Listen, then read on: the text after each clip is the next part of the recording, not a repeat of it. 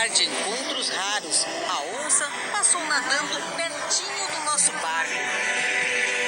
A fêmea do cafezinho botou os ovos numa vitória régia.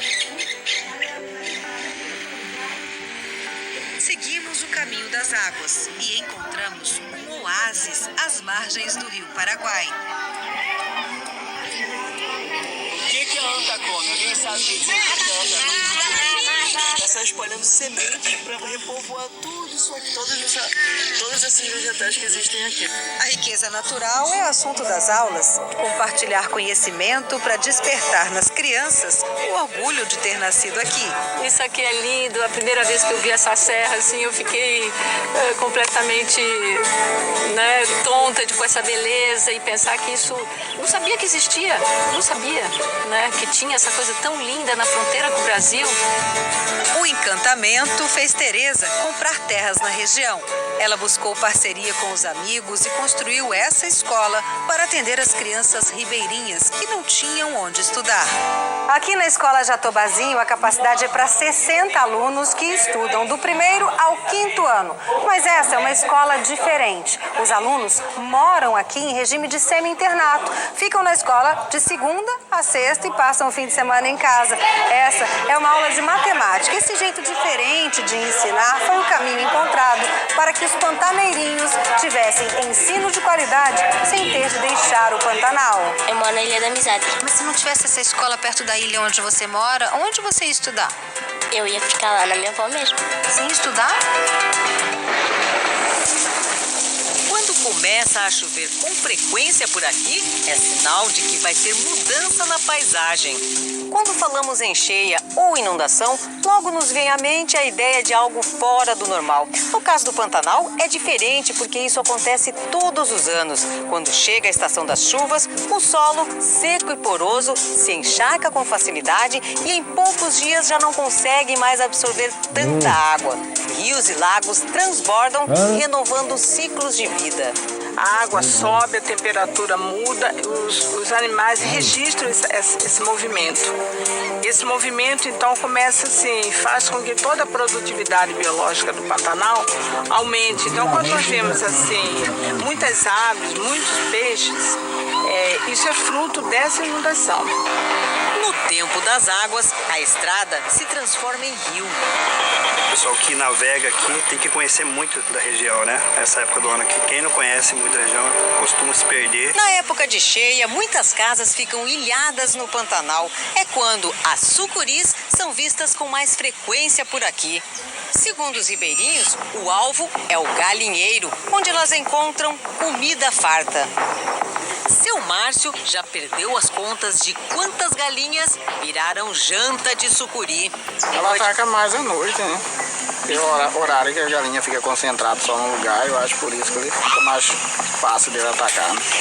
Os ribeirinhos acabavam matando as sucuris para evitar prejuízo nos galinheiros. Mas o conhecimento científico mudou esse olhar. Foi então que o seu Doalci inventou o galinheiro à prova de sucuri. Então eu usei uma tela mais grossa, fiz ele de alvenaria, ergui um pouco do chão para evitar delas entrar em fresta, né? Hoje, os ribeirinhos ajudam na pesquisa e na proteção da sucuri. E já aprenderam que ela não tem veneno e nem quebra os ossos da presa. O turista que vem para o Pantanal, ele tem uma lista, de bichos que ele quer ver. E a sucuri, com certeza, está nessa lista. E a gente acredita que ela tem um potencial ecoturístico grande, que ela pode ser vista por turistas. A gente pode pensar num turismo de sucuris, assim como existe um turismo de onça. Quando muda a paisagem, muda também a rotina dos peões no Pantanal. Com o alagamento das áreas de pastagens, é hora de levar o gado para as regiões mais altas, onde a água não chega. Quando a enchente é muito grande, a gente fica com o desafio de passar dias, semanas e até meses para reunir esse gado. A terra das águas tem que saber viver sem pressa. Aqui é um lugar agradável, um lugar bom de se trabalhar, né? É um escritório que não dá aborrecimento em ninguém, né? O Pantanal é tão grande que a cheia não chega de uma só vez em todos os lugares.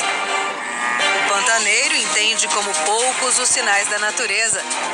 A travessia na ponte tem de ser lenta para não assustar os animais. Aqui no Pantanal, uma regra é se ajudar. Na cheia ou na seca, os fazendeiros se unem para retirar e transportar o gado. Há mais de 200 anos, a pecuária é a principal atividade econômica aqui no meio da planície pantaneira. E agora a discussão é uma pecuária sustentável, conservando o meio ambiente e mantendo a produção. Seu João é um dos pioneiros. Na fazenda dele, boi e animais silvestres compartilham o mesmo espaço. Hoje nós temos aqui o porco monteiro em quantidade. Você tem a onça que aparece, você tem o veado, você tem a capivara, você tem a anta. Eles pensam em criar um selo de carne produzida em uma região conservada, sem uso de agrotóxicos e respeitando a natureza e as pessoas que vivem aqui. Esses fazendeiros são os que abrem as porteiras para a ciência. É o princípio do econegócio. Valorizar os produtos cuja produção ajuda a conservar o Pantanal. Na flor do aguapé, o ponto amarelo é um sinal para os insetos saberem onde está o néctar. Esse jardim suspenso só pode ser visto na época da cheia, quando as flores amarelas se abrem e formam esse tapete sobre os rios pantaneiros. No emaranhado de raízes, os peixes encontram refúgio e comida. E daqui a algum tempo, tudo isso aqui vai estar seco. É exatamente essa capacidade de resistir a períodos de estiagem e de inundação que chamou a atenção dos pesquisadores. Um grande desafio para os cientistas é descobrir dentro das plantas os compostos químicos que podem ser usados na fabricação de remédios, cosméticos. Aqui na Universidade Federal de Mato Grosso do Sul, esse grupo de biólogos e farmacêuticos trabalha assim, se embrenhando no mato, no meio do Pantanal. Eles caçam tesouros naturais. Aqui no Pantanal já foram identificadas 2.000 plantas, mas esse número pode ser muito maior. Pelo menos 8.000. É um imenso laboratório a ser estudado. Encontramos um pomar nativo no meio do mato. Os frutos caem maduros na época do calor, antes da cheia. Ele é meio azedinho. A cor alaranjada é o beta-caroteno, um protetor de células. Na semente e na polpa da canjiqueira tem o pisceatanol. Esse composto inibe o acúmulo de gordura nas células. Ele é um anti-inflamatório, no carocinho é onde mais tem esse composto. E ele também serve para fazer sorvetes, as pessoas utilizam para geleia, para um monte de coisa. Essa comunidade rural aqui de Poconé utiliza muito as plantas do Pantanal com objetivos terapêuticos, ou seja, no tratamento de doenças. É isso mesmo, dona Maria? É, quando assim as plantas que nós usamos, por exemplo, tem uma febre na criança, nós damos um chá do mato. Ou seja, não precisa nem ir na farmácia, pega tudo no mato. Tudo no mato. A farmácia da dona Maria está a poucos passos de casa. Bom, esse aqui é o angelim, que usa para diabetes, úlcera e gastrite.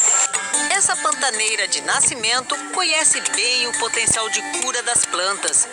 Dona Maria, qual que é a parte que a senhora usa para fazer o chá? Esse aqui. Esse aqui parte é vermelha. a parte mais avermelhada? É um pedacinho aqui, massa, bem, ele põe na água para tomar. Essa parte branca também dá para usar? Pode. No primeiro é um pouquinho. Ele vai falar pra mim que ela vai serviço. É, a cidade de marcação abre 7 da manhã, 4 ela sai, às vezes sai. Acho que também estava cuidando desse negócio de filho, de bar. É, mas ela não tá podendo fazer aglomerações, não. Eu também. Essa flor amarela e delicada é um remédio natural. Olha esse cheirinho dela. Nossa, então ela tem um óleo essencial aromático muito rico aqui e muito agradável. Mas esse amarelinho dela são os flavonoides. São substâncias que protegem ela contra o sol. Os flavonoides combatem o envelhecimento das células e têm efeito detox. O extrato da flor de Jateica também é anti-inflamatório. Ela mata as bactérias e isso melhora essa inflamação da gengiva. Então a pessoa consegue recuperar a gengiva e a gente tem a eliminação da bactéria que causa a cárie também. Então quer dizer que aqui nessa florzinha pantaneira já encontraram um efeito bactericida? Sim, a gente já pode ter aqui um futuro enxaguatório bucal. Agora eu vou colocar a casca do angelim na água. Aqui.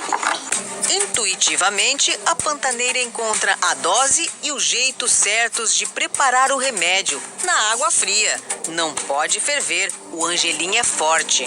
Quando eu coloco água quente e levo ao fogo, eu vou estar extraindo muito mais o princípio ativo. Então, o ideal é estar preparando e deixando em contato com a água um pouquinho para poder fazer o processo de extração.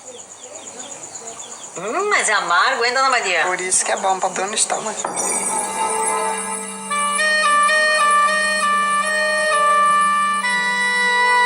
Essas árvores são resistentes ao frio, ao calor, têm raízes profundas que buscam água subterrânea na época da seca. O tronco é revestido por uma casca grossa. Por isso o ipê é um mestre da sobrevivência. Essa espécie aqui só nasce no Cerrado, no Pantanal, é conhecida por para-tudo. E nesse ipê pantaneiro, os pesquisadores encontraram uma substância que é um santo remédio para tratar picada de cobra. Eles maceram essa casca, né, junto com alguma gordura que eles estão levando para cozinhar. Então pode ser uma banha, um óleo, e eles colocam em cima do local da picada.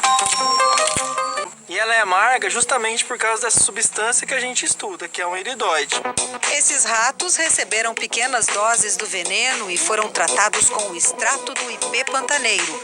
Não tiveram sequelas. E aqui a gente pode ver o quanto se reduz a hemorragia. O remédio feito com o para-tudo é o primeiro à base de plantas para tratar as sequelas de picada de cobra, mas não substitui o soro antiofídico. Aqui no Laboratório de Bioquímica da Universidade Federal de Mato Grosso, o desafio dos pesquisadores é avaliar cientificamente se as plantas de fato têm as propriedades que podem levar aos efeitos relatados pelos pantaneiros. Lembra da Dona Maria, que usa a casca do angelim para dor de estômago? Pois é, as pesquisas revelaram que a planta também é um santo remédio para tratar diabetes. Nós constatamos também, então, que esse efeito se deve à melhora na ação da insulina no organismo.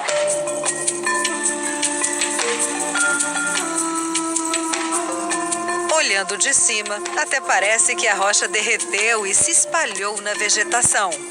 Aqui encontramos a campeã de resistência. Você conhece a planta que ressuscita? É a selaginela. Que não é solo, é pedra e ela nasce aqui. No calor escaldante, a selaginela fica esturricada. Ao jogar um pouco de água... Aqui onde a gente molhou, olha como ela tá diferente, olha como ela tava seca. E agora 1 hora, olha como ela já tá toda, vou tirar um pouquinho aqui pra você ver, ó. Olha como ela já tá toda verdinha. Essa defesa da planta é a grande descoberta. São cristais de açúcar, uma reserva estratégica para dar resistência à selaginela. Aqui a gente vê a planta com os pontinhos brancos e quando coloca uma luz ultravioleta, olhem só a mudança. Tudo que está roxo aqui é um composto químico que estimula o sistema imunológico. Ele passa, então, a fazer com que o organismo reaja e enxergue aquilo para poder reagir, combater e eliminar aquele parasita.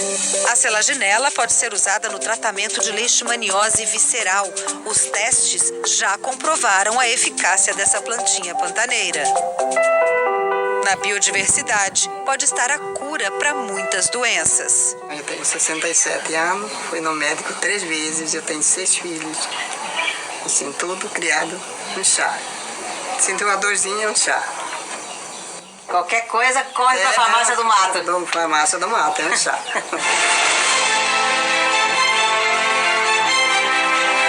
No maior refúgio de vida silvestre das Américas, cada espécie tem a sua preferência.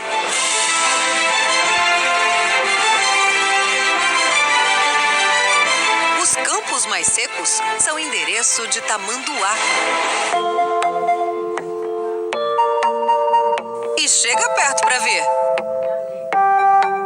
O tamanduá mirim tem uma vértebra a mais na coluna que o ajuda a se apoiar no rabo e ficar em pé, para parecer maior e assustar o inimigo. Essa bravura passa logo e ele se esconde na árvore mais próxima. Ao amanhecer, os pesquisadores saem em busca do maior de todos os tamanduás. O bandeira é um gigante solitário, um bicho que só existe na América Latina, diferente de tudo.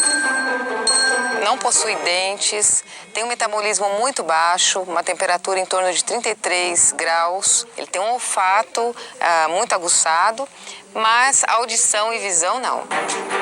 Esse aí não sentiu nosso cheiro. Os pesquisadores preparam os dardos para a captura. Um vai com uma pistola e eu com a zarabatana e a gente faz a anestesia do animal. Agora a gente tem que ficar aqui um pouco longe deles, esperando essa captura. Boa sorte. Obrigada, viu? A aproximação é lenta. Ele vai atirar. O tamanduá percebe e foge.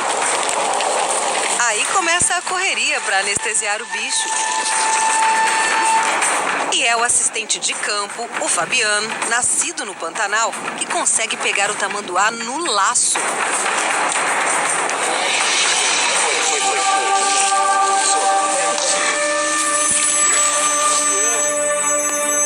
O efeito da anestesia é de 40 minutos. A língua é coberta e umedecida. Os olhos são protegidos para não ressecar. E olha o tamanho dessas unhas. Os exames são feitos no cão. Amostras de pelo e de sangue ajudam a saber se algumas doenças que afetam o gado e animais domésticos podem pôr em risco os tamanduás. Vendo o tamanduá bandeira assim, quietinho, deitado, a gente pode observar os detalhes desse animal. Esse pelo grosso aqui, toda essa cor. E a impressão é de que é um fóssil vivo, assim, um dinossauro.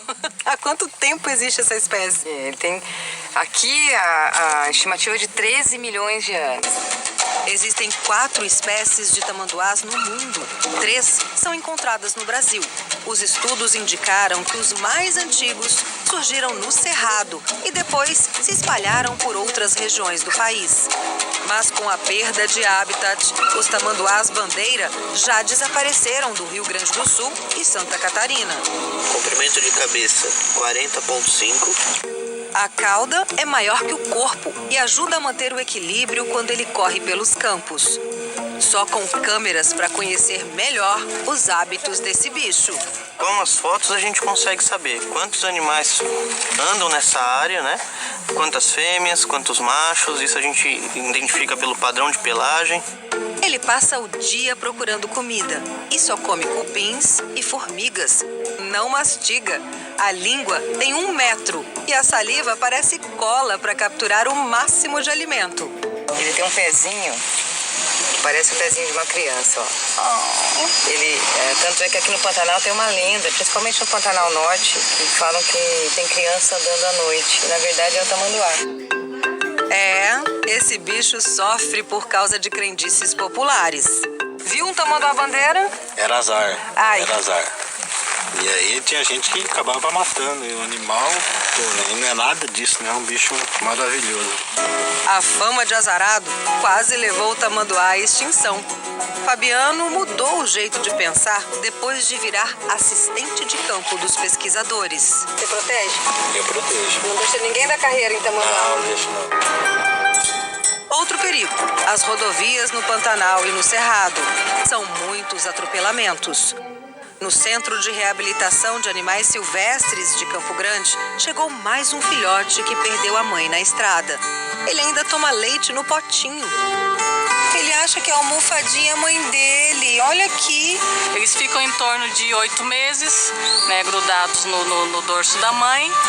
E esse aqui é o porto seguro dele. Qualquer ameaçazinha, ele dá uma saidinha, mas se ele se sente ameaçado, ele volta pra cá. Hoje, ele vai comer cupim pela primeira vez. A reabilitação é lenta, mas dá resultado. 60% dos filhotes se recuperam e são soltos. Antes disso, recebem um chip para serem monitorados. E no desafio de salvar essa espécie, encontros inesquecíveis. A natureza é incrível aqui e ver esse animal, nunca na minha vida eu vi algo assim. Uau! Que emoção, né? É muito emoção. Como se chama o animal? Tamanduá. Tamanduá. Bandeira. Bandeira. Bandeira, como bandeira? Bandeira. Você seria capaz de traduzir a conversa dos animais? Cientistas brasileiros e estrangeiros se juntam para decifrar as vozes do Pantanal. É daqui a pouco.